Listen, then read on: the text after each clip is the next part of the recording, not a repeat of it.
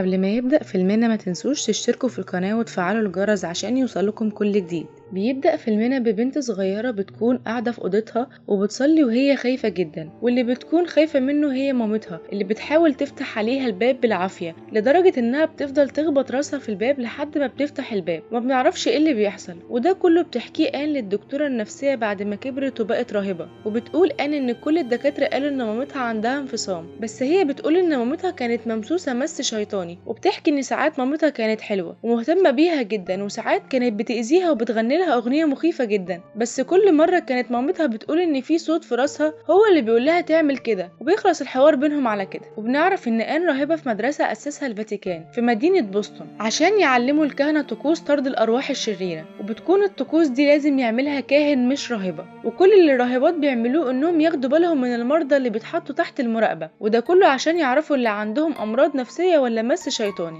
وبتكون آن مهتمة جدا بدروس طرد الأرواح مع إن ده مش شغلها، وبتكون مهمة الدكتورة النفسية في المدرسة إنها تشخص المريض وتطمن على حالته النفسية والعصبية، وده كله بيحصل قبل تشخيصه بالمس الشيطاني. وفي يوم بتلف آن على المرضى، فبتدخل لأوضة مريضة جديدة اسمها ناتالي، وبتقول مامتها إن عندها بس الدكتورة شخصتها إن عندها صرع وحبة مشاكل عصبية مش أكتر، بس بيبان على ناتالي إنها حبت آن. وبيجي الليل وبتروح آن أوضتها، وأول ما بتشوف المشط بتفتكر كل الذكريات المؤلمة مع مامتها، وبتروح بعدها تقفل الشباك، بس بتتفاجئ بانعكاس ناتالي على الإزاز، بس بتبص وراها وما بتلاقيش حاجة. فبتروح وبتفتح الباب وبتفضل تبص عليها بره، بس ما بتلاقيهاش برضه، فبتفتكر نفسها بتتخيل. وبيجي تاني يوم وهي ماشية في ممر المرضى وبتسمع صوت مخيف جدا بينده اسمها، ولما بتبص وراها ما بتلاقيش حاجة. فلما بتكمل ماشي بتتفاجئ بناتالي قدامها وبتقول لها انها كانت بتدور عليها، فبتاخدها وبترجعها اوضتها. وبعدها بتسمع نفس الاصوات المخيفة والزعيق، ولما بتروح ناحية الصوت ده بتدخل قاعة وبتلاقي الاب كوين عارض لهم مشاهد طرد ارواح من مريض حالة مستعصية، وبيشرح ان الحالات المستعصية بيبقى مصيرها الموت، ومبيقدروش انهم ينقذوهم لانهم بيفضلوا يأذوا نفسهم، وساعتها بينقلوهم للفاتيكان في روما. وده كله بتكون آن حاضرة المحاضرة، ولما الام الكبيرة بتعرف بتروح تقول للاب كوين انه ما ينفعش يخليها تحضر محاضرات طرد الارواح، فبيقول لها انها دخلت من غير ما ياخد باله، ويبداوا يحذروها من انها تعمل حاجة زي كده تاني. وبتكون آن عنيدة جدا وعايزة تتعلم، بس الام بتقول لها ان كل شغلها هي العناية بالمرضى لألا هتنقلها من المدرسة، فبتسمع الكلام وبتمشي. بس بتفضل تدور ورا الحالة المستعصية اللي شافتها في الفيديو، وبتشوف الفيديو تاني ترجم الكلام اللي قالته المريضة، وبتتفاجئ انها كانت بتقول ان في صوت في راسها هو اللي بيقول لها تعمل كده، وده بيبقى نفس كلام مامتها. فبتروح لرئيسة المكتبة عشان بتكون عايزة ملف الحالة كلها من الارشيف، بس بتقول لها ان ده ممنوع. وبنعرف من آن وهي بتحكي للدكتورة ان مامتها كانت بتقول ان الصوت ده مش عايزها بس عايز آن. وبعدها آن بتكون مع مريض كبير في السن واسمه كلارك، وبتتفاجئ انه بيغني الاغنية اللي كانت مامتها بتغنيها لها زمان. ولما بتسأله انت عرفت الاغنية دي منين، بيقول لها بصوت مخيف كنا مستنيينك، وفجأة جسمه بيتحرك. فبتروح بسرعة عشان تطلع من الأوضة، بس بتلاقي الباب اتقفل، ولما بتحاول تخرج بتلاقي كلارك هجم عليها وبيكون عايز يأذيها، وبتفضل تهاجمه لحد ما بتوقعه وبيرجع لطبيعته وهو مستغرب. وبنروح للمسؤول عن المدرسة وهو بيراجع الكاميرات وبيشوف اللي حصل، فبيقول ان الكيان الشرير ده عايز آن وبيلاحقها من غير سبب. فالأم الكبيرة بتكون عايزة ترجعها الدير عشان تحميها، بس الأب الكبير بيرفض، بيقول ان الكيان هيفضل وراها في أي مكان، وانه الحل انه يعلمها ازاي تطرد الأرواح عشان تحمي نفسها، وبيقول ان شكلها ليها علاقة شخصية بالشيطان. وبتروح آن بعدها عشان تحضر أول حصة، وبياخد مجموعة صغيرة وبيوديهم مكان خاص بالحالات المستعصية عشان يتدربوا على طرد الأرواح عملي.